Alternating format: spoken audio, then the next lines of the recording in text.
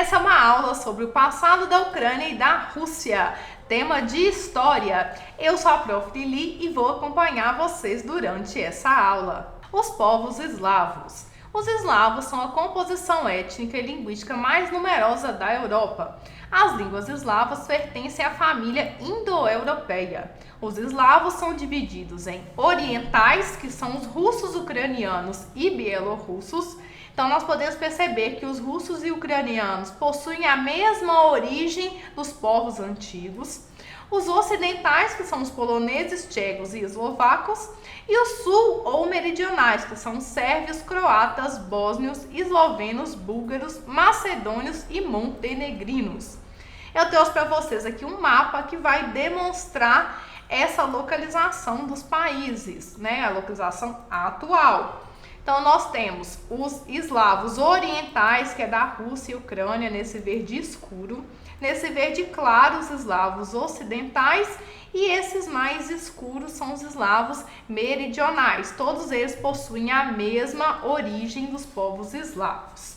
Ok? Pessoal, estão gostando da aula? Então não se esqueça, já se inscreva aqui no canal, dê aquele like nesse vídeo e clique no sininho para receber as notificações dos vídeos que saem aqui diariamente. Estado Eslavo Oriental. O primeiro grande estado eslavo oriental foi denominado Kievan Rus. Se constituiu no território que hoje é a Ucrânia por volta do século IX. Foi um dos maiores e mais poderosos estados do continente europeu, formando um centro político e cultural. Então nós podemos perceber ainda a origem da Ucrânia e da Rússia interligada no passado. O enfraquecimento desse território teve início com as invasões estrangeiras e com o avanço do Império Mongol no século XIII. Durante o século XVI, uma parte do território ucraniano entrou para a comunidade polaco-lituânia, que são países que estão vizinhos hoje da Ucrânia, a Lituânia e a Polônia. E antes da dominação russa sobre a Ucrânia, um novo estado chamado de Hetmanato Cosaco, se eu tiver falado errado, me desculpem, formou-se no século XVII. Expansão do Império Russo. O Império Russo se expandiu entre os séculos XIX e XX, com o regime czarista que foi governado pela dinastia Romanov. A anexação de terras do Império Russo teve início em 1764 e finalizou em 1781. E é nesse período que eles vão anexar determinadas regiões, dentre elas a Crimeia. Até o final do período, áreas sob o domínio da Rússia se expandiram do oeste para o sul da Ucrânia, compreendendo então o Khanado da Crimeia, que está sob o domínio tártaro, né, naquele momento.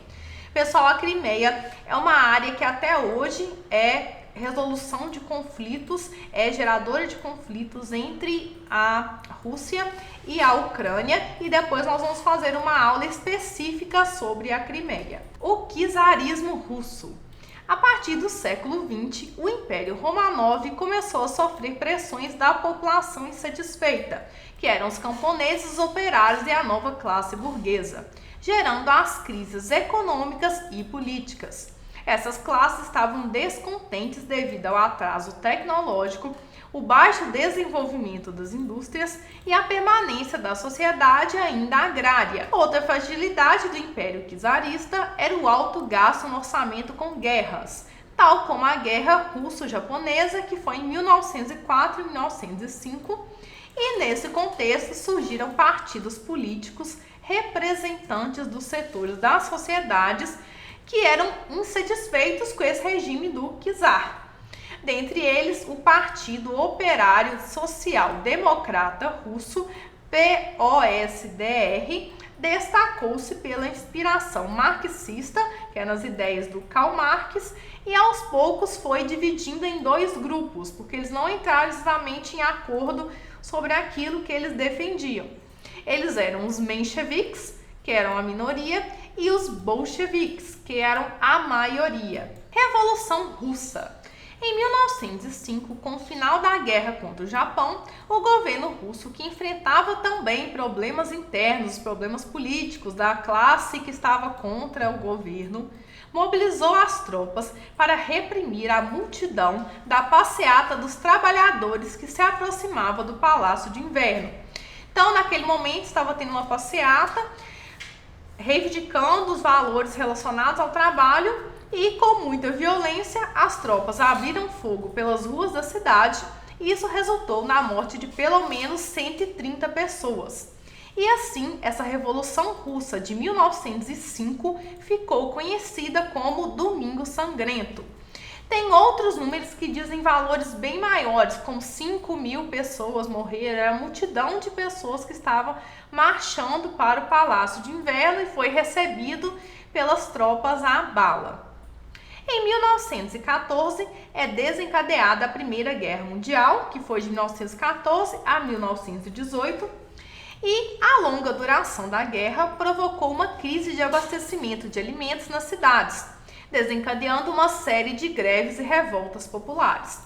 Em 15 de março de 1917, o conjunto de forças políticas da oposição, que eram os liberais, burgueses e socialistas, depuseram o czar Nicolau II, dando início à chamada Revolução Russa de 1917. Revolução Russa e Guerra Civil. A Revolução compreendeu duas fases. A Revolução de Fevereiro, que foi em março de 1917, que é bastante curioso, né? Derrubada da monarquia do czar Nicolau II e foi estabelecida então uma república de cunho liberal. E a Revolução de Outubro, que aconteceu em novembro de 1917, isso é o fato do calendário russo ser diferente do calendário ortodoxo, no qual o Partido Bolchevique derrubou o governo provisório apoiado pelos partidos socialistas moderados e impôs um governo socialista soviético. Então, em um primeiro momento, houve uma república de cunho liberal, porém depois veio um regime mais restritivo, que era o socialismo. Em seguida, ocorreu uma guerra civil russa entre 1918 e 1921, causado pela mobilização de forças contra-revolucionárias, chamadas também de Exército Branco, que tinham como objetivo derrubar os bolcheviques. Porém, os bolcheviques venceram com o chamado Exército Vermelho e consolidaram esse grupo no poder. E após a Guerra Civil Russa, foi fundada a chamada União Soviética. Então, por um breve período após o ano de 1918, a Ucrânia se tornou um território independente. Em 1921, no entanto, ela foi incorporada à URSS, que é União das Repúblicas Socialistas Soviéticas. Nesse período, o Partido Bolchevique chegou então ao poder e o socialismo se iniciou na Rússia. Esse socialismo se expandiu para os países vizinhos, formando então uma única nação, uma nação gigantesca, que era a URSS. Assim, com o final da Segunda Guerra Mundial, o mundo visualiza a formação de duas novas potências, os Estados Unidos, que era capitalista, e a União Soviética socialista. E se instaura a bipolaridade no mundo. Essa bipolaridade é a guerra entre o capitalismo e o socialismo. Porém, não era uma guerra utilizando armas, era uma chamada Guerra Fria, uma disputa de influências. Durante todo o período da Guerra Fria, que foi de 1947 a 1991, a Ucrânia integrava a URSS. O socialismo demonstrou-se um regime autoritário de cunho ideológico e político, mas com muitas fragilidades. O fim da bipolaridade possui como um grande marco a queda do Muro de Berlim, na Alemanha, em 1989, que é essa imagem que eu trouxe aqui para vocês. E esse muro fazia a divisão entre a Alemanha Oriental e a Alemanha Ocidental. Então, a queda do muro é um símbolo do fim dessa bipolaridade, do fim dessa divisão do socialismo e do capitalismo. Então, com a dissolução da URSS, a Ucrânia se tornou um país independente no ano de 1991, mas a instabilidade política e as crises conjunturais internas se intensificaram, porque antes eles eram socialistas, então agora eles foram obrigados a participar do regime capitalista. Então, economicamente, isso é muito complicado.